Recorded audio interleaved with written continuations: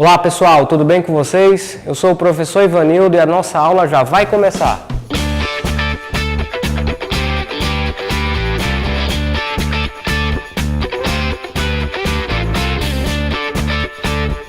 Nesta aula nós vamos falar sobre balanço de massa envolvendo a reação de combustão.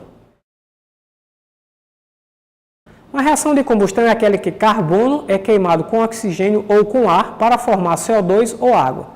Se a reação não é completa, há a formação de CO ou monóxido de carbono e água.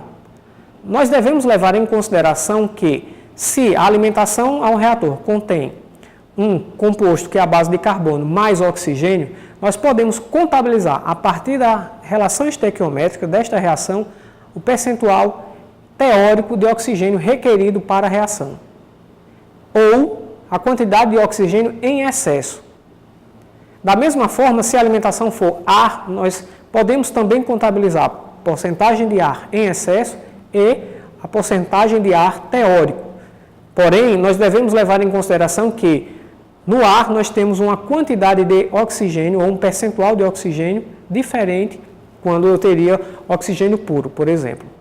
Uma outra informação importante é que na corrente de produto nós podemos ter base úmida ou base seca. A base úmida é aquela em que a composição global, a composição total na corrente de saída leva em consideração a quantidade de água formada, enquanto que a base seca nós excluímos o percentual de água formado. Para ver como isso funciona, vamos resolver um exercício. Dando continuidade à nossa aula, nós vamos resolver um problema que envolve balanço material com reação de combustão. O presente problema diz que 120 kmol de propano são alimentados em uma fornalha juntamente com ar. A quantidade de ar alimentada é de 4.284 kmol. O problema diz ainda que o propano não sofre combustão total, ou seja, a reação é incompleta. Portanto, apenas parte deste propano é transformada em CO e CO2. O problema pede para calcular a porcentagem de ar em excesso fornecida à fornalha a partir dos dados informados. Então, de início, o que nós devemos fazer é escrever a equação química para esta reação. Portanto, C3H8 devem reagir, 1 mol de C3H8 deve reagir com 5 mols de O2 para produzir 3 mols de CO2 mais 4 mols de água. Esta é a equação para a reação completa. Entretanto, parte deste propano não é consumido completamente e forma CO. Então, para cada 1 mol de C3H8, serão consumidos 7 meios de O2 para produzir 3 mols de CO mais 4 mols de água.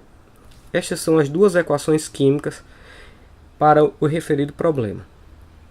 Então, de início, nós devemos calcular a quantidade do oxigênio teórico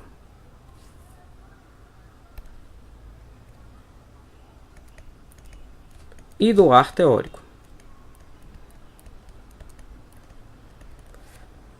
Então, de início, o primeiro procedimento, cálculo do oxigênio teórico e do ar teórico. Então, tomando por base a quantidade do C3H8, nós temos 120 kmol alimentados do C3H8.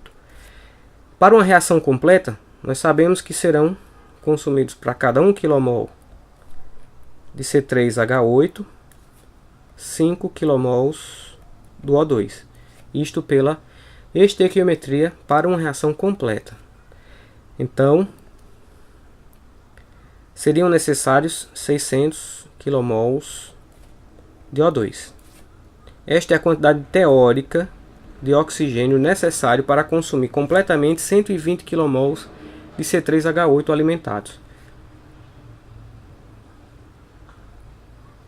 Entretanto, nós sabemos que o ar é alimentado e existe uma proporção, uma quantidade de oxigênio presente, que corresponde a 21%. O ar tem uma composição que é equivalente a 79% de nitrogênio e 21% de oxigênio. Desta maneira, 600 kmol de O2 correspondem a quantos mols de ar. Ou seja, eu tenho que relacionar a quantidade de oxigênio presente para cada quilomol de ar.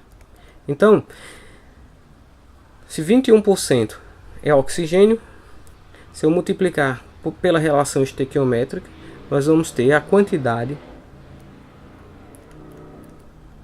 do ar teórico. Então, essa quantidade de ar teórico que reagiria com os 120 kmol de C3H8. Então,